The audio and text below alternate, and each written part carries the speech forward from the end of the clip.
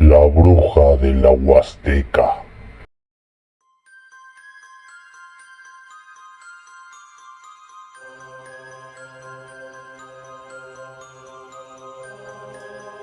Hola, me gustaría contarles un antiguo relato de hace ya muchos años, pero que no por eso deja de ser cierto. Esta es la leyenda de la bruja de la Huasteca. Se dice que en el pueblo de Cuopaltitlán, o lugar de los brujos, en los albores del siglo XX, existió una mujer llamada Marcelina Luz Morales, la cual se decía que tenía la facultad de transformarse en animal por las noches. Marcelina tenía escaso cabello, uñas largas, grandes orejas y un color muy pálido en la piel, que le daba una imagen deprimente. Se ayudaba con polvos y brebajes para dormir a su esposo y de esa forma tenerlo dominado. La mujer llevaba a cabo un extraño ritual justo a la medianoche, en el cual rociaba aguardiente con la boca y ahumaba con copal todo el lugar donde vivía, al mismo tiempo que decía oraciones con una voz extraña. Encendía fuego en el piso y se ponía a saltar de un lado a otro. Pero después de un rato, la mujer comenzaba a embarrarse ceniza húmeda en las rodillas, hasta que se le desarticulaban sus extremidades y quedaba sin rodillas. Tampoco tenía pies. Le crecían en cambio unos grandes colmillos y la boca se le transformaba en hocico. Por último, brotaban unas grandes alas negras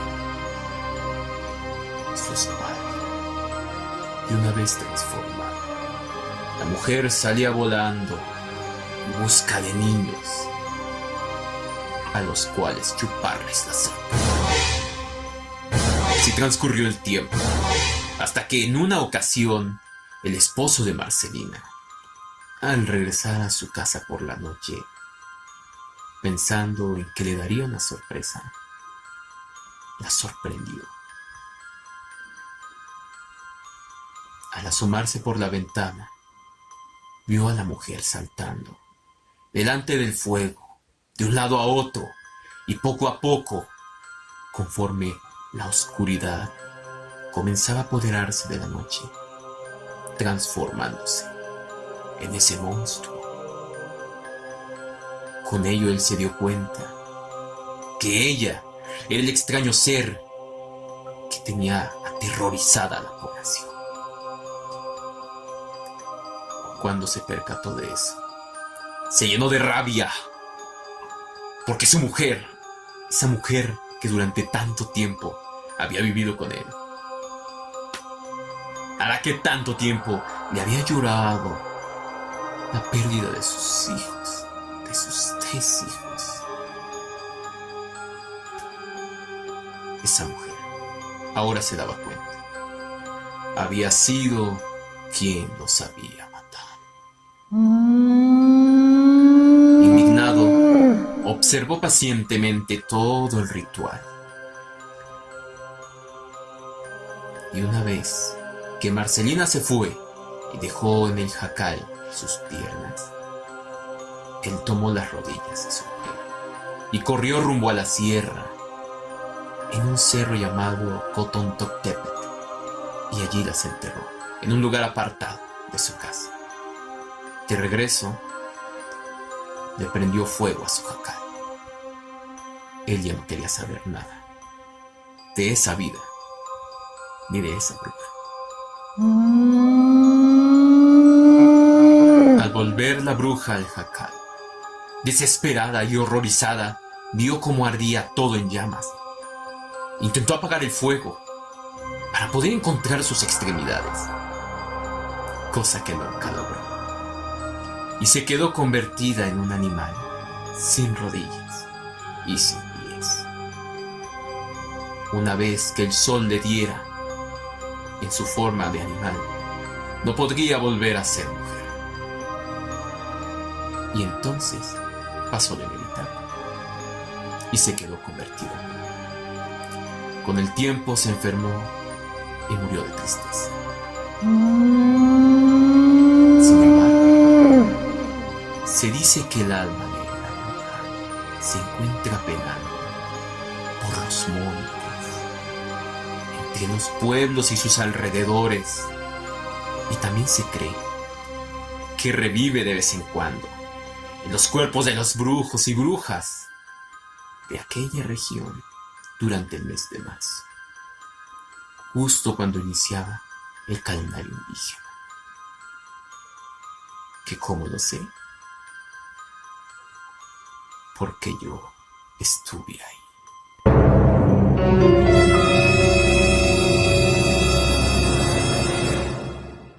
La leyenda de la Copetes.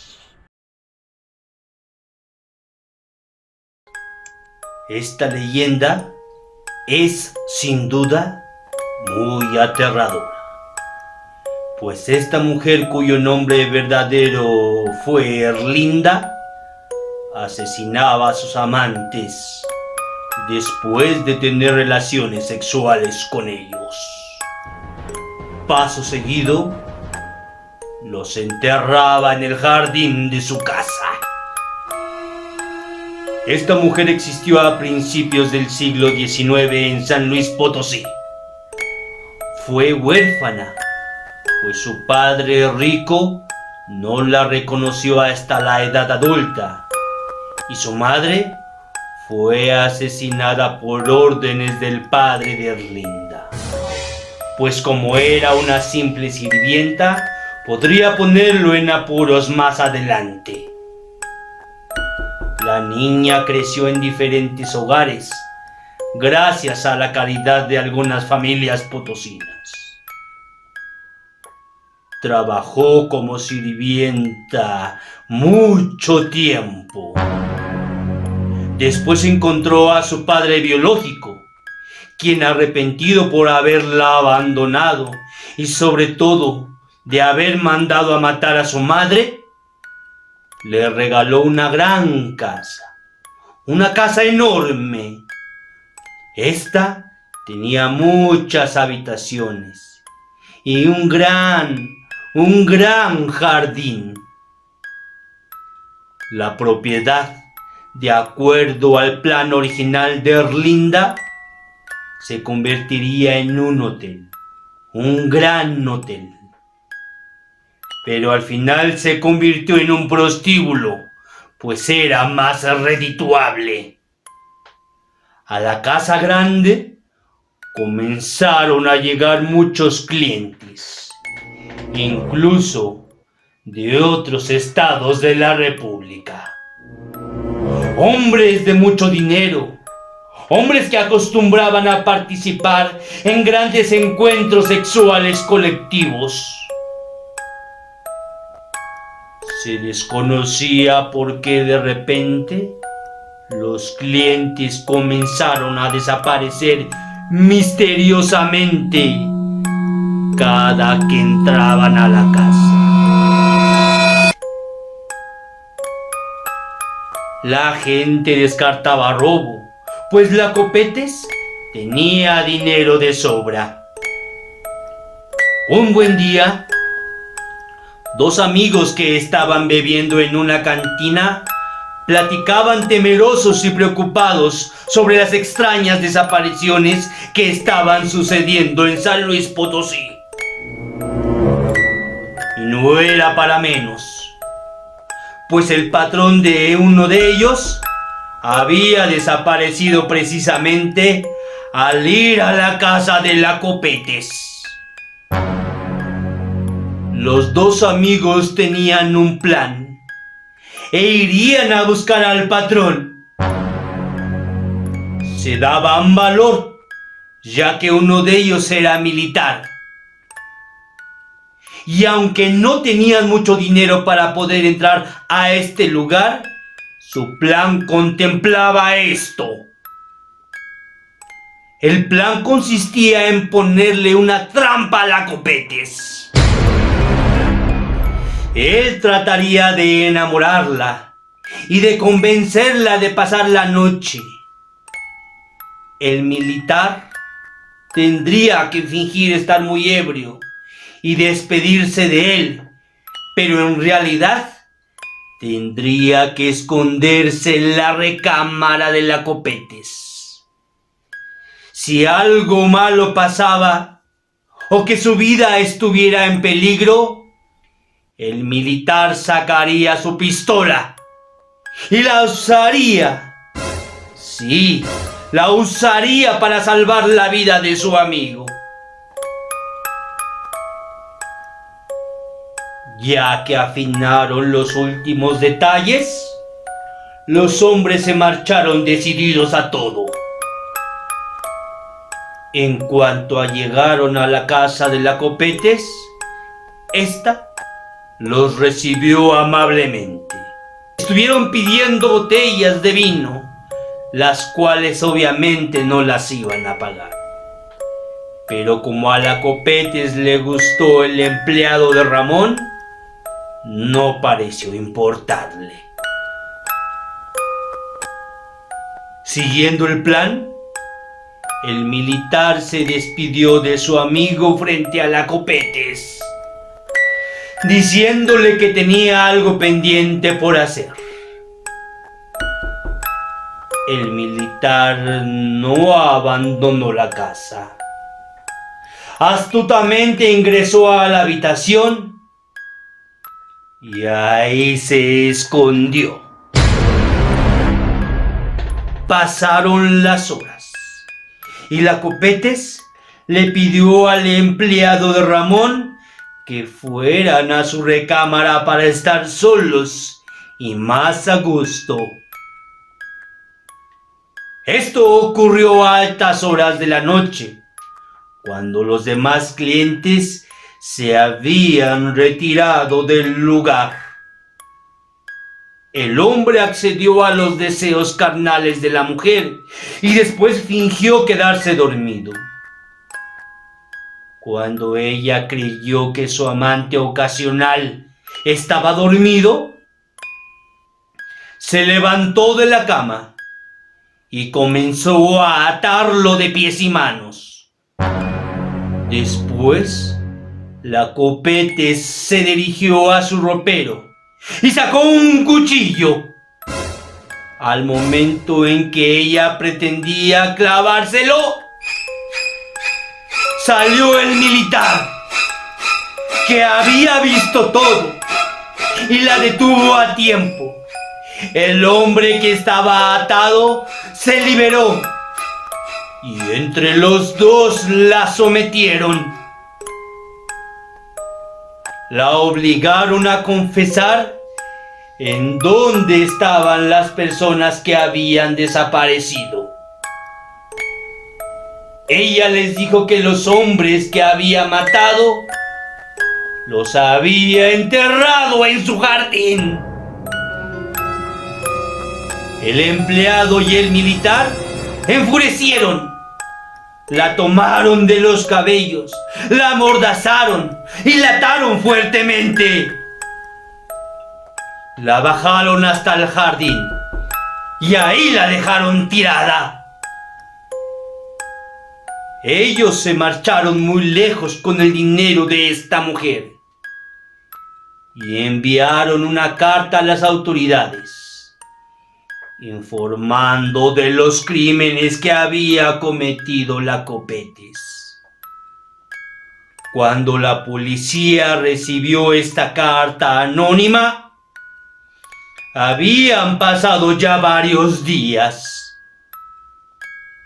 Ellos se dirigieron a investigar al lugar de los hechos, pero era demasiado tarde, pues la Copetes había muerto de hambre y de frío.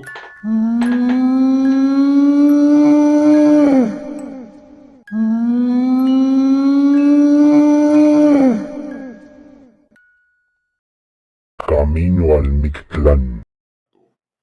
Hoy hablaremos de una historia muy poco conocida para los habitantes de este país. Hablaremos del camino que debían recorrer las almas para llegar al Mictlán. Seguramente has escuchado de este sitio y te has imaginado que llegar a ese lugar era tan fácil como cruzar una puerta. Esto no es así. Los antiguos mexicas creían que solamente ciertas almas podían llegar o podían intentar atravesar este camino. Este camino se conformaba por 9 reinos y este camino tardaba aproximadamente 4 años en completarse. Por eso, los antiguos mexicas acompañaban a sus muertos a sus ofrendas y a sus sitios para darles alimentos y recordarles que siguen esperándolos y siguen deseando que logren completar esta travesía. Cuando alguien moría, el primer punto que tenía que atravesar era el lugar del perro. Aquí tenían que atravesar un río, pero había muchos sacrificios.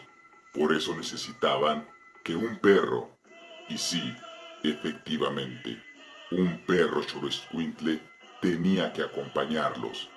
Muchas almas se quedaban aquí porque en vida fueron groseros o maltrataron a algún perro. Ellos ya no tenían derecho a continuar. Quienes no hicieron eso eran acompañados por este perro que los llevaba al siguiente reino, el reino donde se juntan las montañas. Aquí, montañas gigantescas chocaban entre sí una y otra vez. El cuerpo tenía que correr y evitar ser aplastado por estas montañas. No era una tarea fácil, pero quien lo lograba llegaba al punto de la montaña de obsidiana, una montaña muy alta, una montaña que tenía que ser escalada, y era complicado. La obsidiana cortaba, desgarraba la piel, lesionaba el cuerpo ya cansado. Si lo lograban, podían alcanzar el siguiente reino, el cuarto reino, el lugar donde hay mucha nieve. Se creía que este lugar era frío y desolado. Siempre hay nieve y oscuridad. El cuerpo tenía que avanzar, cansado, desgarrado, y atravesando esto, tenía que enfrentarse a las adversidades del frío incesante. Cuando lograban atravesar este camino, llegaban al lugar donde la persona se voltea como bandera. Vientos huracanados arrastraban a los cuerpos, los hacían volar, estrellarse contra piedras, contra árboles, y tenían que arrastrarse, continuar, no parar. Cuando lograban culminar este campo, se enfrentaban al lugar donde las flechas caen. Interminables flechas llegaban y atravesaban los cuerpos, lesionando la carne ya cansada, débil, pero el cuerpo no podía parar. Debía continuar si quería llegar a este sitio llamado Mictlán. El séptimo cielo era llamado el lugar donde se comen el corazón. Jaguares te atacaban, desgarraban tu cuerpo, abrían tu pecho, rompían tus costillas con el único objetivo de comerse tu corazón. Sin corazón podías avanzar al octavo reino, el lugar donde se tiene que cruzar agua. Interminables ríos resonaban y tenías que atravesarlos, el cuerpo tenía que atravesarlos, sin corazón, cansado, con hambre. 9 ríos que tenían que ser atravesados. Las almas que lo podían encontrar llegaban al 9º sitio, el lugar donde se tienen nuevas aguas. Un lugar desolado, lleno de neblina, donde el cuerpo ya no veía nada, y en esta oscuridad era la oportunidad para que las almas pudieran conectar consigo mismas y hacerse una con el universo. En este sitio es donde podían encontrar una conexión con el todo. Las almas que lograban hacerlo tenían garantizado el acceso al Mictlán y así un descanso eterno. Ahora lo sabes.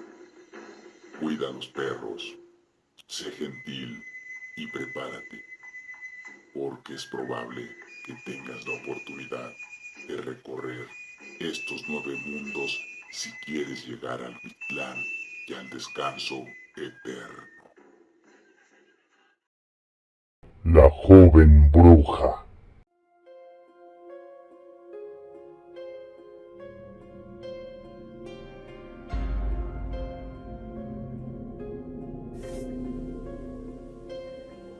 Hola.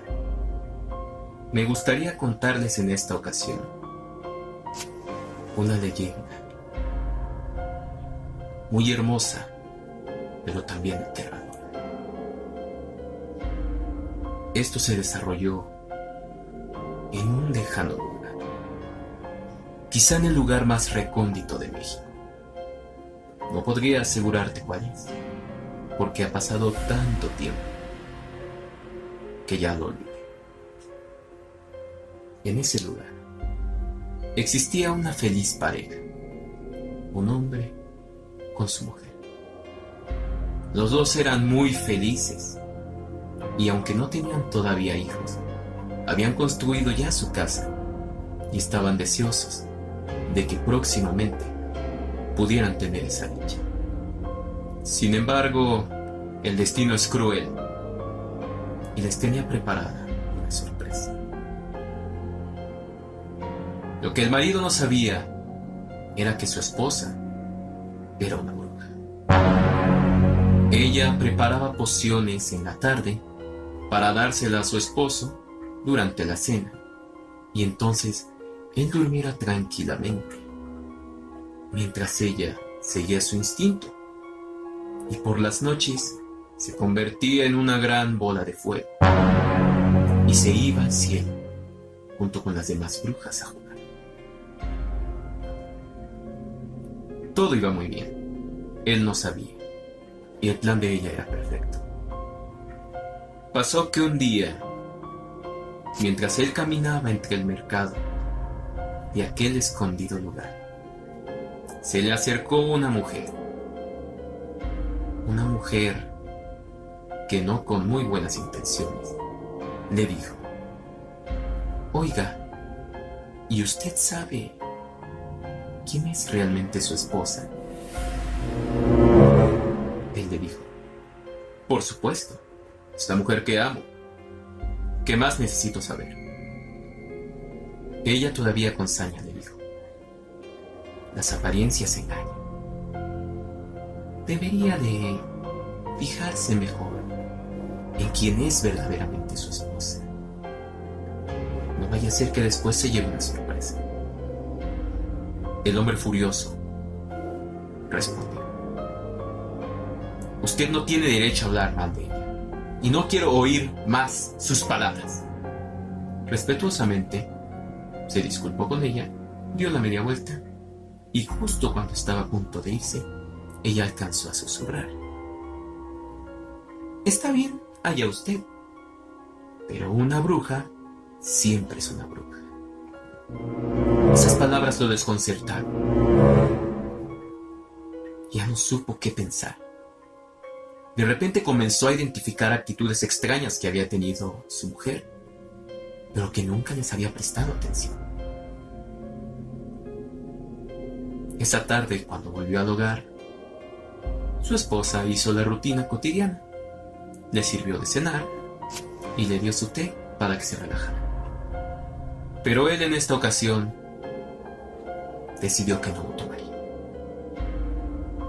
Fingió que se lo había bebido e hizo su rutina cotidiana y se fue a acostar. Ella, en cuanto vio que él dormía, inmediatamente se transformó en una bola de fuego. Dejó su cuerpo y su piel humana allí, precisamente en la mesa donde comía, y se fue con sus demás hermanas brujas. El hombre, en cuanto escuchó que una especie de fuego, que un sonido ensordecedor se alejaba de su casa, se asomó y con horror descubrió la verdad, que efectivamente su esposa era una bruja. Su cabeza se llenó de muchas ideas extrañas y no sabiendo qué más hacer, al día siguiente regresó al mercado y buscó insistentemente a esa mujer que le había dicho la verdad. Cuando la encontró, le contó lo sucedido y ella le dijo: lo que tienes que hacer es tomar su piel cuando ella se haya convertido en bruja y lanzarla al fuego. Entonces no podrá más convertirse en mujer, pero tampoco podrá seguir siendo bruja y morirá. El hombre no lo pensó mucho. Repitió lo que había hecho el día anterior, fingió que bebía la poción y se durmió. Eso es lo que ella creyó. Dejó su piel y la bruja, la joven bruja, salió, volando entre el cielo con sus demás hermanas. El hombre, profundamente irritado y además asustado, pasó a la acción. Tomó la piel de la mujer, de la bruja, y con mucha tristeza y sin pensar en que la amaba, la arrojó al fuego. La bruja inmediatamente sintió un gran dolor. No pudo continuar volando y cayó rápida y fugazmente a su casa. El hombre, entonces aterrado, se dio cuenta de que estaba allí, sufriendo y agonizando en el suelo, la mujer amada. Al ver que ella adquiría la forma de humano, él se acercó a ella y la tomó entre sus brazos. Pero era demasiado tarde. Ella le dijo: ¿por qué me has hecho esto? Si yo te amo. Él ya no tuvo palabras. Quiso disculparse, pero el daño ya estaba hecho. Ella alcanzó a acariciarle el rostro y le dijo: no puedes juzgarme por ser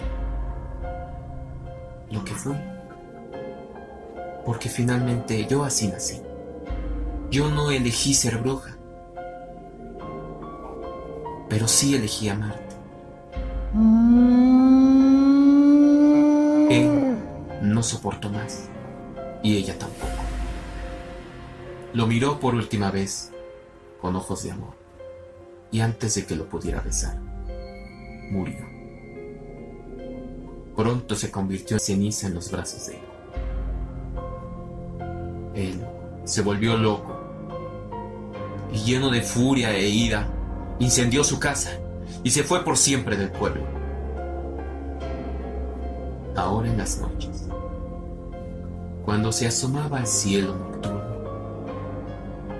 no veía solamente estrellas, veía también bolas de fuego en el cielo azul. Pero faltaba una, la de la joven bruja, que, como lo sé, porque yo fui ese hombre.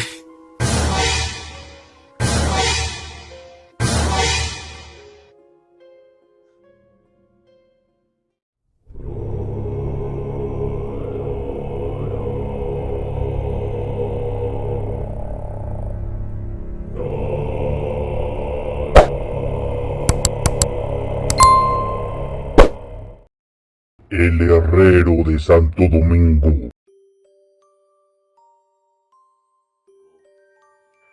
En el año 1680 ocurrió esta espeluznante historia. En una casa ubicada en la Puerta Falsa de Santo Domingo, en la Ciudad de México. En ella vivía un clérigo con una mujer, a pesar de que esto estaba prohibido. Muy cerca de ahí, en la calle de Valvanera, vivía el compadre del sacerdote, un herrero que siempre le aconsejaba dejarla, pues él más que nadie debía dar el buen ejemplo a los demás. Una noche, el herrero fue despertado por unos golpes muy fuertes a su puerta. Este se sorprendió que lo estuvieran solicitando tan tarde, pues nadie anteriormente había acudido a él en calidad de urgencia. Cuando abrió, vio que a la puerta estaban 3 personas de color, que llevaban una mula para que le pusiera las cerraduras. Decían ir de parte del clérigo y que les urgía herrar al animal, pues a la mañana siguiente tenía que ir al santuario del Cerro del Tepeyac. Si hubiera sido otro el solicitante, el herrero no hubiera aceptado, pero por tratarse del sacerdote, aceptó el trabajo. El herrero entró a su casa por sus herramientas, salió y colocó las cerraduras a la mula con rapidez. 4 clavos por cada pieza. Una vez que terminó, las 3 personas se llevaron al animal, pero estos le pegaban a la mula con tal brutalidad que el herrero tuvo que intervenir, diciéndoles que no fueran bestias, que no fueran salvajes, que no era necesario que trataran a la mula de ese modo. Las 3 personas se fueron y desaparecieron en la oscuridad de la noche. El herrero regresó a su cama y se quedó profundamente dormido. Al día siguiente, muy temprano, el herrero fue a ver al sacerdote para saber cuál era la urgencia que tenía por ir al Cerro del Tepeyac. Pero al llegar a su casa, se sorprendió de que éste todavía seguía en pijama. El herrero lo cuestionó por la supuesta prisa que llevaba para salir por la mañana.